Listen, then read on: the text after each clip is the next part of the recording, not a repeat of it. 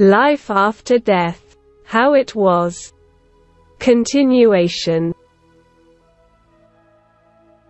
How I traveled. A few days after my death was my funeral. I visited them, of course. By that time I had already got used to the new state, and was even capable of self-irony.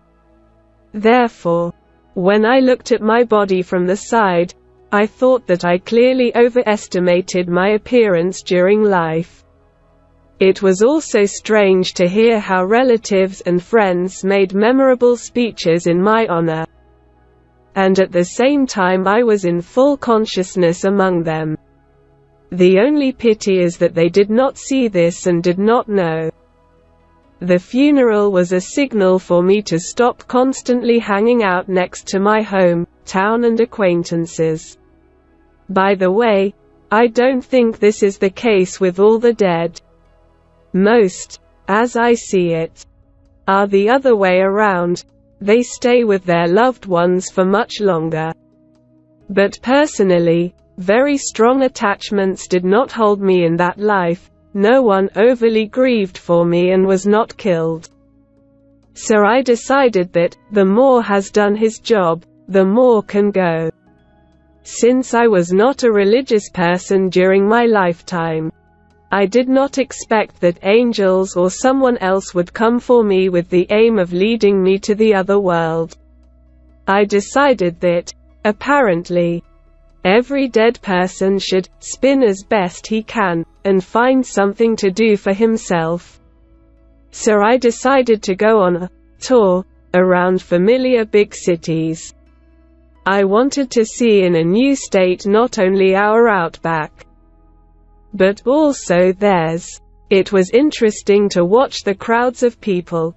Now I saw how much energy is actually behind them. The big city literally buzzed from her, like an anthill. In addition to the energy of people and their emotions, I now saw other personalities and beings. I realized that whole crowds of dead people, like me, were loitering around the streets of the city. By this time, I had already learned to distinguish the dead from the living, although the first days after death I still did not know how. Then I saw everyone in approximately the same way. I saw human figures, clothes and faces. But this was only the first time and out of ignorance. And soon it dawned on me. The differences are actually huge.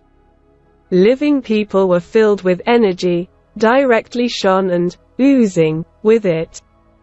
And the dead were as if more flat. They clearly had less energy. In addition, many of them looked confused and depressed. I decided to try to communicate with the dead. Of course, it did not look like an ordinary speech, but rather like a mental call and a question. Not everyone responded to me. Some didn't seem to notice me, while others tried to leave. But many still entered into a conversation, again mental. Often dead people felt cheated and complained to me. They said that they believed in God all their lives and expected that after death they would go to heaven. But in fact they are stuck here, wandering aimlessly and no one comes for them. At first I did not know what to answer them and how to calm them down. I even felt somehow embarrassed that I was in a good mood and everything was interesting to me. But then I figured out how to cheer them up.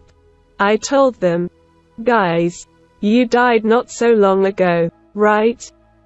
Imagine how many generations there were before you.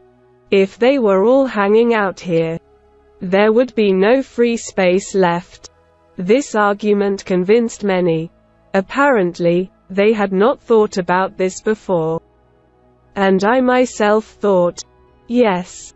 Obviously the souls of the dead are taken away somewhere. But where and for what purpose?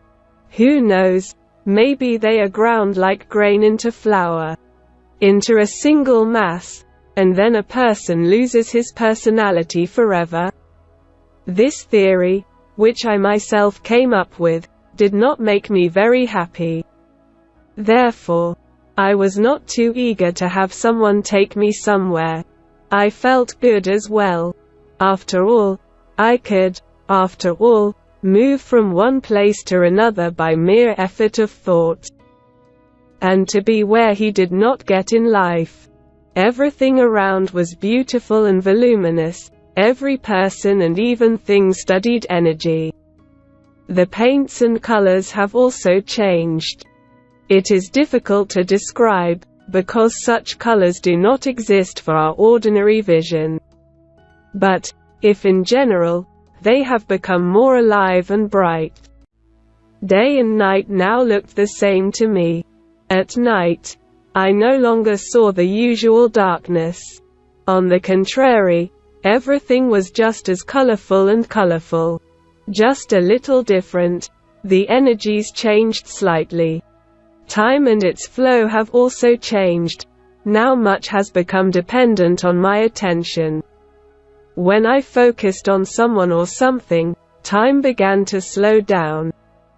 And as soon as I was distracted, it began to fly very quickly. And the more I began to have the feeling that I seemed to be moving away from the earth. And soon I was brought to a place that is difficult to attribute to our familiar world. To be continued. Subscribe to the channel.